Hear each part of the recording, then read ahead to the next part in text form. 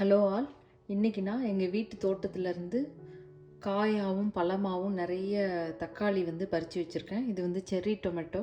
இங்கே winter start ஆகிடுச்சு. இதுதான் நான் பறித்த லாஸ்ட் பேட்சாக இருக்கும்னு நினைக்கிறேன். இன்றைக்கி இந்த காய் தக்காளியை வச்சு ஒரு டேஸ்டியான தக்காளி கூட்டு பண்ண போகிறேன். இது ரொம்ப டேஸ்டியான ஒரு டிஷ்ஷு. நம்ம ஃபங்க்ஷனில் சாப்பிடும் போது இந்த தக்காளி கூட்டு ரொம்ப ஸ்பெஷலாக இருக்கும்.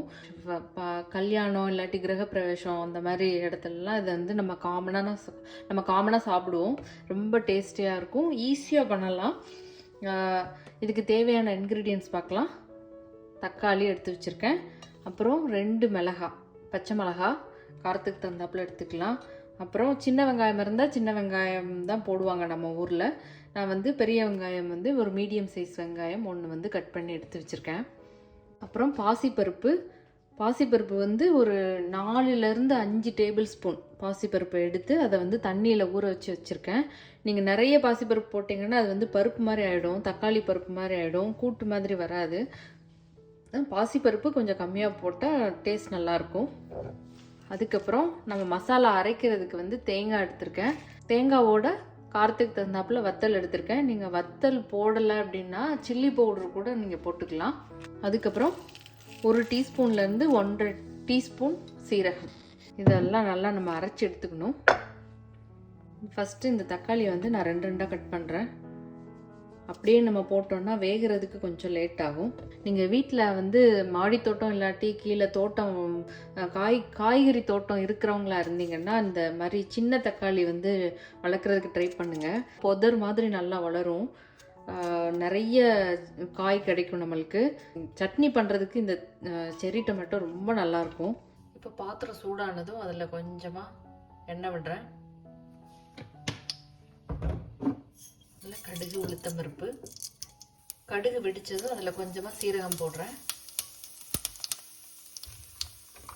சீரகம் நல்லா கருகிறதுக்குள்ளே நம்ம வெங்காயம் சேர்த்துடலாம். வெங்காயம் பச்சை மிளகாய். வெங்காயம் ரொம்ப வதங்கணும்னு அவசியம் இல்லை. 1 or 2 மினிட்ஸ் நம்ம இந்த மாதிரி வதக்கி விட்டால் போதும்.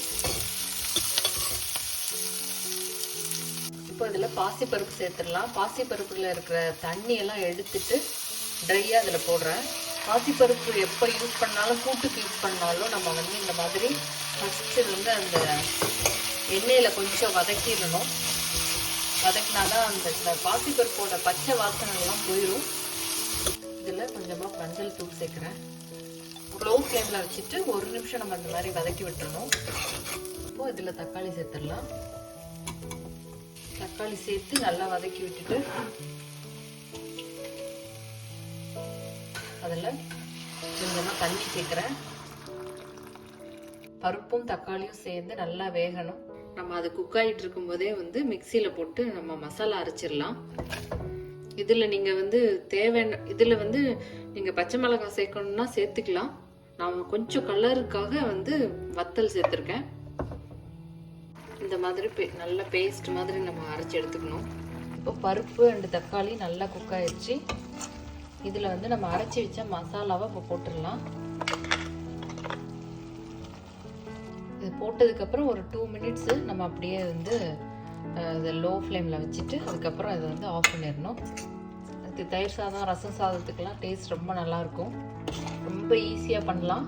நீங்கள் கடையில் தக்காளி காய் கிடச்சா மறக்காமல் இதை வாங்கி ட்ரை பண்ணி பாருங்கள். நம்ம தக்காளி பழத்தில் பண்ணுறதை விட தக்காளி காயில் பண்ணுறது தான் ரொம்ப டேஸ்ட் நல்லாயிருக்கும். நீங்களும் இதை மறக்காமல் ட்ரை பண்ணி பாருங்கள். Thank you all.